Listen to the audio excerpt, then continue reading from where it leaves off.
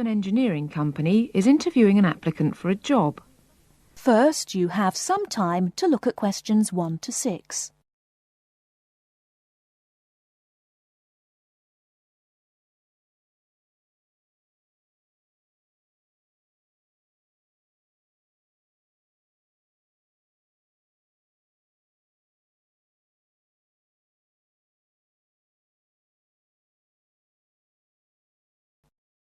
Now we shall begin. You should answer the questions as you listen, because you will not hear the recording a second time. Listen carefully and answer questions 1 to 6. Good morning. It's Mr. Robinson, isn't it? Have a seat. Stephen Robinson. Yes. Is that S-T-E-V-E-N or P-H? It's V. OK. I've got your letter of application, but I need a few more details for the file. Now, you're from Manchester. What exactly is the address? Yes, it's Dynevor Gardens, that's D-Y-N-E-V-O-R, Prestwich. Thanks. And telephone? Well, it isn't mine, it's the landlord's, but I can be contacted. It's 483-250. Uh-huh. The landlord lives in, does he? Well, he has the flat downstairs, and he's a friend of the family anyway. I see. OK. According to your letter, I imagine you were born in, let me see, 1960? 61. Right. And the date? 12th of July. Thank you. And I believe you're married. No, I'm getting married, but not for a few months. Oh, sorry. Well, I mean, congratulations. Is it going to be in Manchester? Well, no, actually. My fiancée's from Wales, so we're getting married in her home village, near Bangor. Oh, how nice. Now, as you know, when you apply for a post with Williams Engineering, we need to find out a few things about both your academic background and more recent work experience, the latter being especially important in respect of this rather specialised position in the area of water management. First of all, A-levels. Yes, I've got 3. Geography, maths and physics. Geography, maths and physics. OK. Before you hear the rest of the conversation, you have some time to look at questions 7 to 10.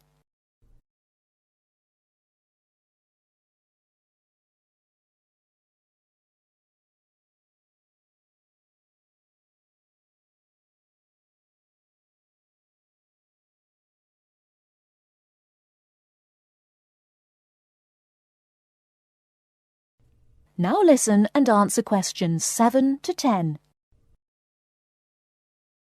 And what about your degree? I went to Sheffield University and got an engineering degree, with water management as my specialisation. Uh-huh. And as for work experience, I started out after graduating in 1986 in China, working for the Chinese government. Did you work as a volunteer? No, I did get a nominal salary. It was a 2-year irrigation project. That sounds fascinating. How did you organise that? You say it wasn't a British company, then? No. My university had links with a Chinese engineering university, so it was organised at that level. And after that? Then I came back, moved to Manchester, and have been working with Latimer Engineering since then. And what exactly are you doing for Latimer? Oh, I'm working in irrigation again, this time as a project research assistant. Great. I've got your details. Now let's move on to a more general discussion about what we're looking for.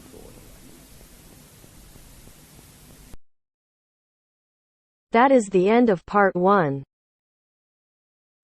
You now have half a minute to check your answers.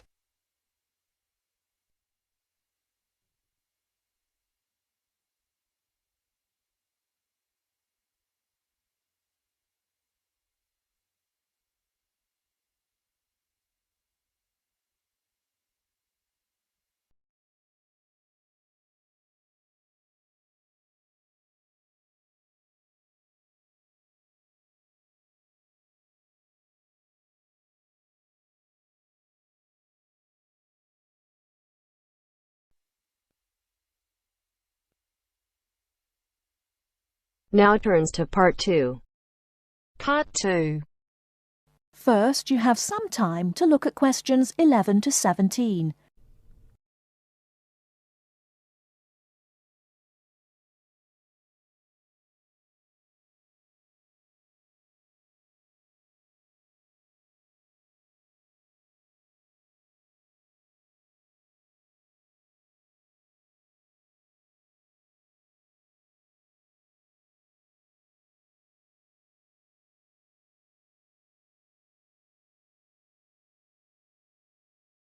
Now, listen carefully and answer questions 11 to 17. Hello, and thanks everyone for coming here today. I know it's always a bit stressful going for a job interview, but it's best to be prepared. For any of you who may not know me, my name is Fiona Ogilvie, and my job is to offer guidance and support for students with special needs. Now, you wouldn't be here today if you weren't interested in finding a job in the holidays. So let's get down to it and see what things you need to be looking out for. Most of you, I hope, will be applying for jobs with the companies that have been recommended by the university. The reason for this is that we here at the university already know these companies and have established good working relationships with them. I've also been to visit all of them and checked out the facilities they have to offer. You really need to make informed choices when you're looking for a job and make sure you know before you even get to the interview stage that your needs will be met. But I know that some of you are applying for jobs independently and have looked at companies outside the university recommended list. So for you, it's best to plan ahead and be aware of what it is you may need while you're working. Things that you need to check when you go for an interview are there enough toilet facilities and are these easily accessible? Also, you want to check that all the public areas inside the building are barrier-free, so you can get direct access to these public spaces whenever you need to. And ask about ramps into the building, so you know how many there are and where they are located. These kinds of things are so much more difficult to sort out when you've started work, as they take time. But ramps are an absolute must, so please make sure you know where they are. Another thing you must make sure of is that the lifts have the correct lowered control panels. Ask if all the lifts have this facility or if it's only certain ones. Now, something I think that is often overlooked is working hours. What you want to make sure of is that you get flexi time. This basically means that your working hours are flexible and you can clock on and clock off in times that suit you. Within reason, of course. Most companies do recognise that it takes much longer for someone in a wheelchair to get on and off buses and trains. Public transport can take that much longer, so you need to be organised and prepared. And for those of you lucky enough to own a car, check how many disability parking spaces are available. Remember that it's your right to have a disabled parking space. These also need to be near enough to a wheelchair accessible entrance or ramp. OK, are there any questions before we move on? Before you hear the rest of the talk, you have some time to look at questions 18 to 20.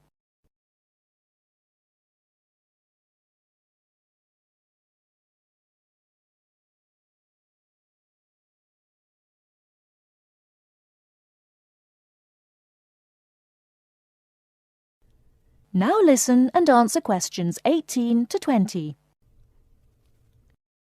Right, let's move on then. Now I want to talk you through the series of visits to companies which we've got planned for next week. On Monday morning, we will be visiting the Lowland Hotel. They have various summer jobs available, working as a receptionist or conference organiser in their busy conference centre, organising and setting up conferences. You need to be prepared for working in an office environment and spending quite a bit of time talking on the telephone. The bus leaves for the hotel at 9 a.m, so make sure you leave yourself plenty of time to get there. When you arrive at the hotel, please gather in the reception area and wait for someone to take you to your first session, which will be a talk. The talk at the hotel will begin at 10 a.m, and then there will be a short tour of the hotel. There will be a light lunch provided, which is usually salads and sandwiches. The next place we'll be visiting will be on Tuesday afternoon. We'll be going to visit a little local company that makes handmade paper and cards. For those of you studying art, this may be just what you're looking for. We'll be taken on a tour of the company which lasts 3 hours. The tour will start at 3:30 p.m. and after that you'll have a chance to meet some of the staff. Tea and coffee will also be provided. We have no trips planned for Wednesday, but on Thursday morning we'll be going to Tobago Travel Agency. This is a very popular choice amongst our students because you can get student discounts on holidays. We've booked a coach for this and it'll leave from outside the refectory at 8 a.m. You'll need to bring a packed lunch for this, so please don't forget. There is a little canteen where you can buy hot and cold food, but this is closed on Thursdays. Friday, we'll be having representatives from all the companies visiting us, so you will have a chance to ask any questions and, of course, put your name down on the list if you're interested in working for them over the summer. This event will take place in the main hall next to the library and it'll run from 10:30 until 4. I really hope you make the most of this excellent opportunity to not only earn yourself some extra money, but also to gain experience of what it's like to work. And if you'd like to find out more, then please ask some of the students who worked last year. They're all wearing green badges and will be happy to speak to you afterwards. That is the end of part 2. You now have half a minute to check your answers.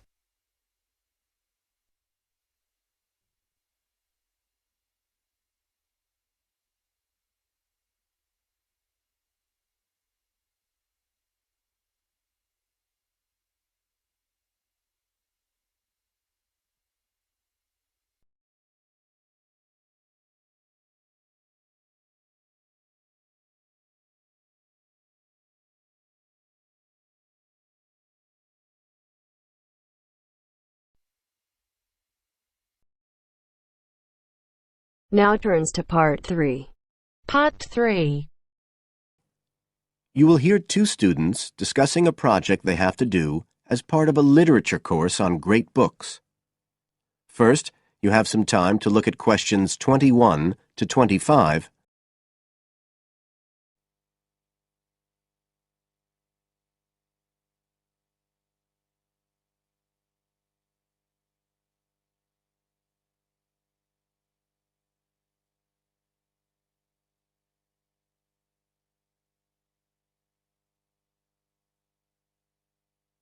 Now listen carefully and answer questions 21 to 25. Hi, Joey. How are you doing? I heard you were sick. Oh, hi, Olivia. Yeah, I had a virus last week, and I missed a whole pile of lectures, like the first one on the great books in literature, where Dr. Castle gave us all the information about the semester project. I can give you copies of the handouts. I've got them right here. That's okay. I already collected the handouts, but I'm not very clear about all the details. I know we each have to choose an individual author. I think I'm going to do Carlos Castaneda. I'm really interested in South American literature. Have you checked he's on the list that Dr. Castle gave us? We can't just choose anyone. Yeah, I checked. It's okay. Who did you choose? Well, I was thinking of choosing Ernest Hemingway, but then I thought, no, I'll do a British author, not an American one. So I chose Emily Bronte. Okay. And first of all, it says we have to read a biography of our author. I guess it's okay if we just look up information about him on the internet? No, it's got to be a full-length book. I think the minimum length's 250 pages. There's a list of biographies. Didn't you get that? Oh, right. I didn't realize we had to stick with that. So, what do we have to do when we've read the biography? Well, then we have to choose one work by the writer. Again, it's got to be something quite long. We can't just read a short story.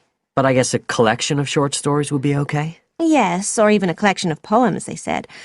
But I think most people are doing novels. I'm going to do Wuthering Heights.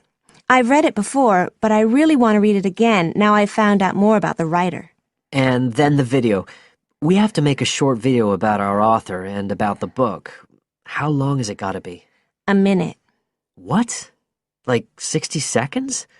We gotta give all the important information about their life and the book we choose? Well, you can't do everything. I wrote it down somewhere. Yes, Dr. Castle said we had to find or write a short passage that helps to explain the author's passion for writing, why they're a writer.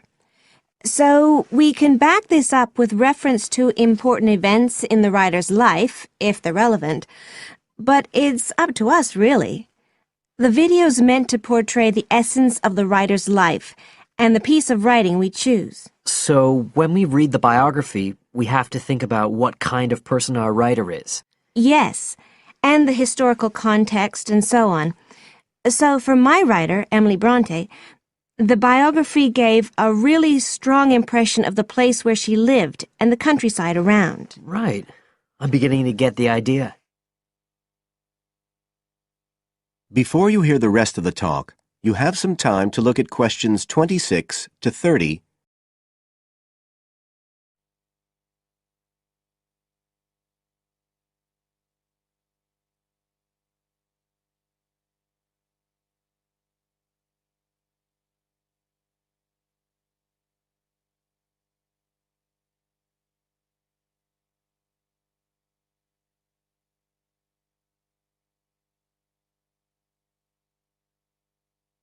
Now listen and answer questions 26 to 30.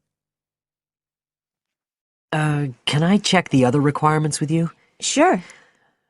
The handout said after we'd read the biography, we had to read the work we'd chosen by our author and choose a passage that's typical in some way, that typifies the author's interests and style.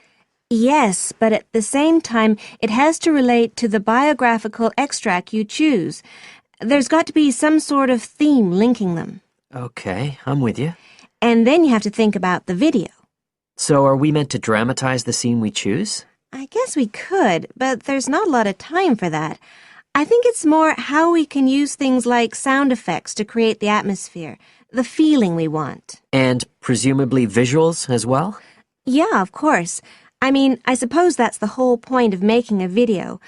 But whatever we use has to be historically in keeping with the author. We can use things like digital image processing to do it all. So we can use any computer software we want? Sure. And it's important that we use a range, not just one software program. That's actually one of the things we're assessed on. Okay.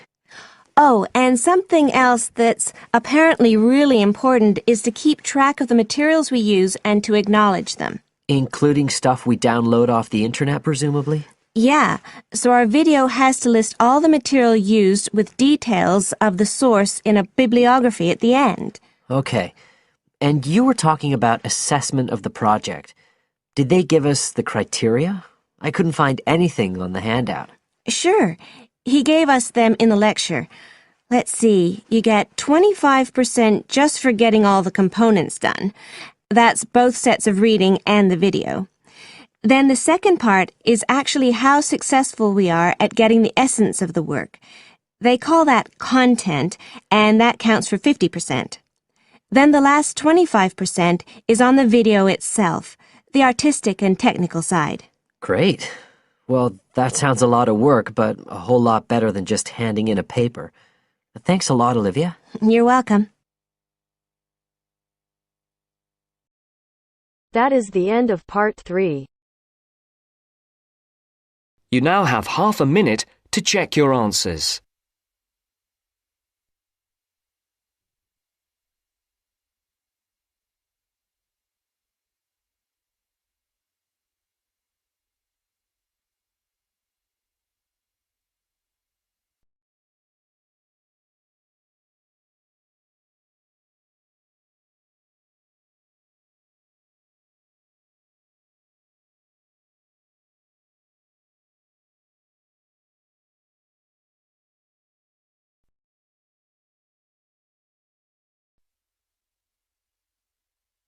Now turns to part 4.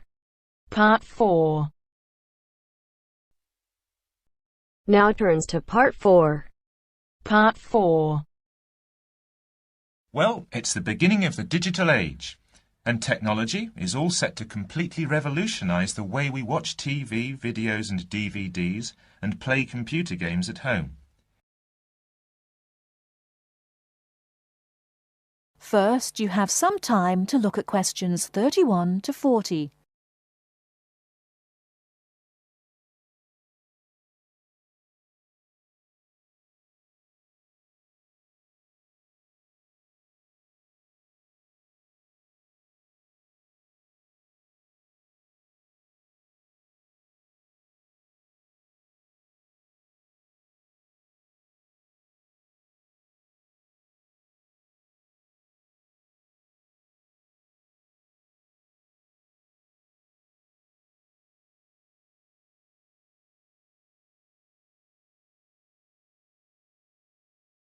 Now, listen carefully and answer questions 31 to 40.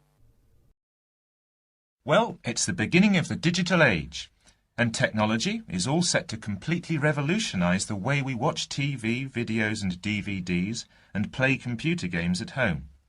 Here to tell us more about how we will be spending our leisure time at home in future is Anna Zabel. Hello.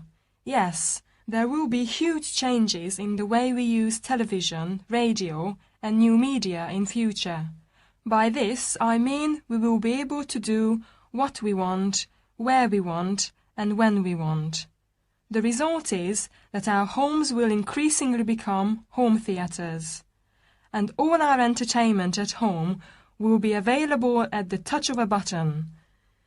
Now, most home entertainment these days is delivered over wires, but this is changing thanks to high-speed broadband. Downloading will become easier, and studios will eventually release movies, songs and video games directly to the consumer. So, for example, instead of a film opening on the big screen and eventually appearing on television, video and the internet, it can appear in all formats at once. This means that we will have more choice and control over the media we use. So, how will we use this media in our homes in future? There will be big changes in how we watch video and television. Several research groups and companies are trying to add depth to TV and other video displays in the form of a third dimension. So television and video screens will have depth. What do you mean by depth exactly? Do you mean 3D, like a hologram? That's right. When we say that a hologram has 3 dimensions, it means that we can see not only up and down and left and right, but forwards and backwards too. When we talk about dimensions, we call forwards and backwards depth. So when we say that a hologram has 3 dimensions, it means we can see up and down and left and right, just like a picture or photo. But we can also look into the hologram because the image it contains has depth. So instead of watching films on a flat screen, we will be watching them in 3D. Absolutely. Well, as we live in a 3D world, we shouldn't really be watching television and films in 2D, and the technology to make this happen is already there. 3D screens are being developed which can be placed throughout the house, even in busy areas of our homes, like doorways and halls. Now, these screens appear to float in air.